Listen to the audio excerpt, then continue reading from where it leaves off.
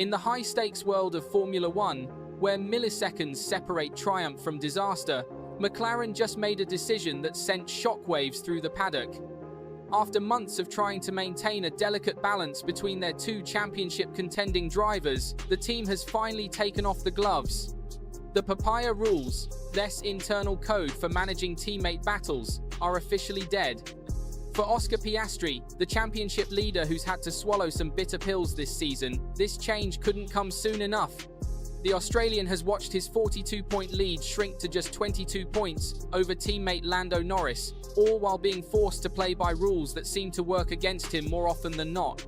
When you're fighting for a world championship, there's no room for political niceties, says veteran F1 analyst James Mitchell. McLaren's attempt to keep everyone happy was actually making everyone miserable. Something had to give. The tension reached a breaking point at the Singapore Grand Prix, where McLaren secured the Constructors' Championship but lost something equally valuable, N20 trust between their drivers. A controversial collision between Piastri and Norris at Turn 3 exposed the cracks in McLaren's management approach. While the team celebrated their first Constructors' title in decades, behind closed doors, a storm was brewing. But it's not just about two drivers anymore. Lurking in their mirrors is the ever-present threat of Max Verstappen, just 63 points behind and showing no signs of slowing down. The Red Bull champion has been methodically closing the gap, turning what seemed like a McLaren internal battle into a three-way fight for the crown. Enter Mark Webber, Piastri's manager and former Red Bull driver, who's seen enough team politics to last a lifetime. His influence in this decision cannot be understated. As one McLaren engineer, speaking on condition of anonymity, revealed, Mark's been instrumental in pushing for this change. He's lived through similar situations and knows exactly how destructive unclear team orders can be. Webber's experience fighting Sebastian Vettel at Red Bull has become Piastri's secret weapon. In recent weeks, he's been teaching his protege the art of navigating team politics while keeping focus on the ultimate prize. You can't control what the team decides, Webber reportedly told Piastri, but you can control what happens on track, make them unable to ignore you. The timing of McLaren's decision raises eyebrows. With 6 races remaining and 199 points still up for grabs, including 2 sprint weekends at Austin and Brazil, the championship could swing dramatically in any direction. Former Haas team principal Guenther Steiner didn't mince words about the situation. Either you let them race, or if you're worried about losing the championship, you have to make the call. And that call should favor Piastri, IAC. He's led the standings most of the season. McLaren team principal Andrea Stella has been walking a tightrope, trying to maintain harmony while keeping both drivers motivated. After the Singapore incident, he defended Piastri's right to speak his mind. This kind of honesty is exactly what we want from our drivers. They have to make their position very clear. That's what we ask them. But honesty has its price. The media circus around McLaren has intensified, with false narratives spreading like wildfire.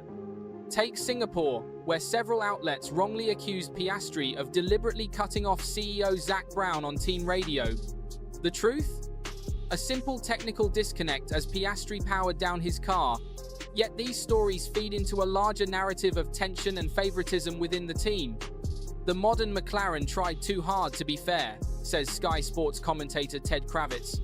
Under Ron Dennis, there were rules about not crashing into each other, but none of this let's make it fair complexity.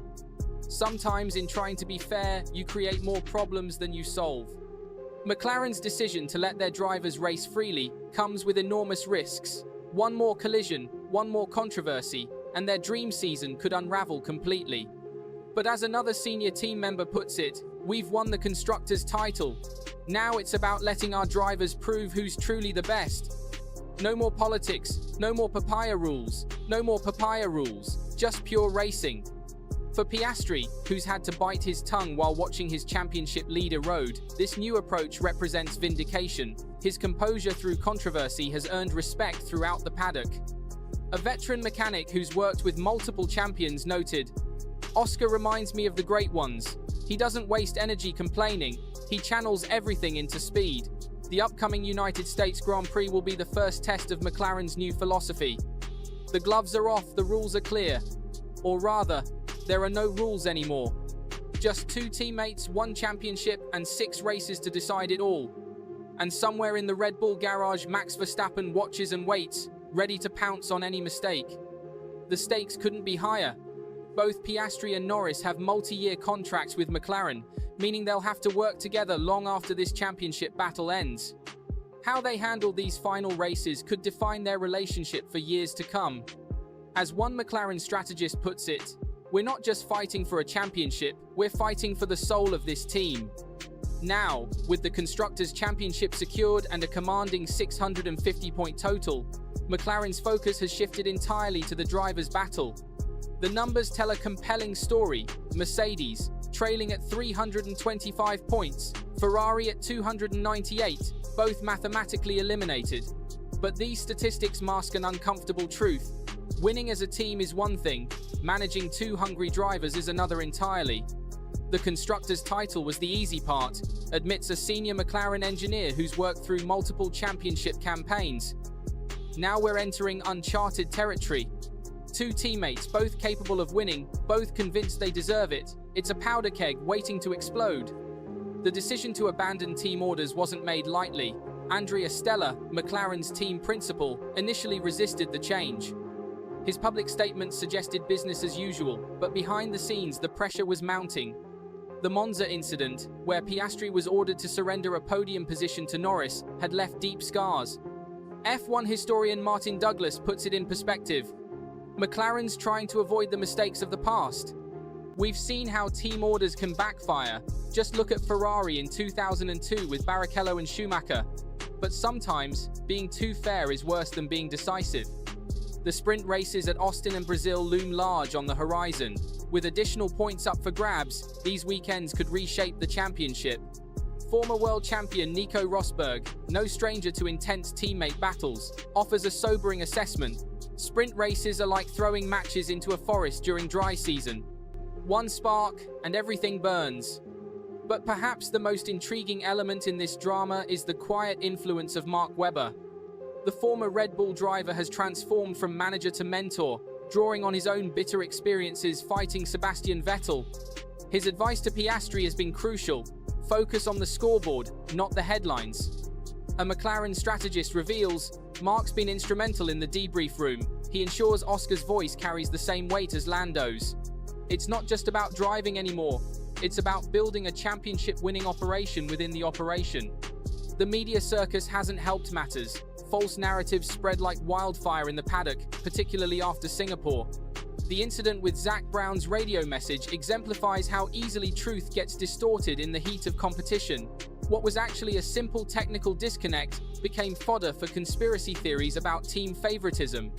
Technical director James Key explains the reality. Modern F1 cars are incredibly complex.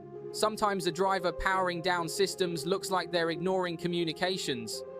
But the media wants drama, not technical explanations. The championship mathematics remain daunting. With 199 points still available, Piastri's 22-point lead over Norris feels precarious. Verstappen's presence in the rearview mirror adds another layer of complexity. The Red Bull champion has been steadily accumulating points, turning what should be an internal McLaren battle into a three-way war. McLaren's decision also carries long-term implications. Both Piastri and Norris are contracted for multiple years, meaning they'll need to rebuild any bridges burned during this championship fight. As rumors swirl about potential moves to Ferrari, especially with uncertainty surrounding Lewis Hamilton's future there, every interaction between the McLaren drivers is scrutinized. A veteran McLaren mechanic shares his concerns. These guys aren't just fighting for 2025. Their actions now will define their relationship for years to come. And with the 2026 regulation changes approaching, we need unity more than ever. The United States Grand Prix will be the first true test of McLaren's new approach. The Circuit of the Americas, with its challenging first sector and multiple overtaking opportunities, could become a battlefield. Both drivers know that every point matters. Every position could be the difference between glory and heartbreak. F1 analyst Sarah Mitchell sees potential danger ahead. COTA's Turn 1 is notorious enough with normal racing. Now imagine two teammates, both fighting for the championship, with explicit permission to race each other hard. It's a recipe for fireworks. The pressure isn't just on the drivers. McLaren's pit wall will face unprecedented challenges. Without the safety net of team orders, every strategy call becomes more complex. Split-second decisions could determine not just race outcomes, but potentially the championship itself. A senior strategist admits, "Before we had the Papaya rules to fall back on, now every call we make will be scrutinized. Are we favoring one driver? Are we being too cautious? Too aggressive?" There's no perfect answer anymore. But perhaps that's exactly what Formula One needs: reason, imperfection, uncertainty, real racing. As the season enters its final phase, the spotlight on McLaren intensifies. The Constructors' trophy might be secured, but the real battle is just beginning. 2 teammates, 1 crown, and no rules to hide behind. This is Formula One at its purest, its most dangerous, its most compelling.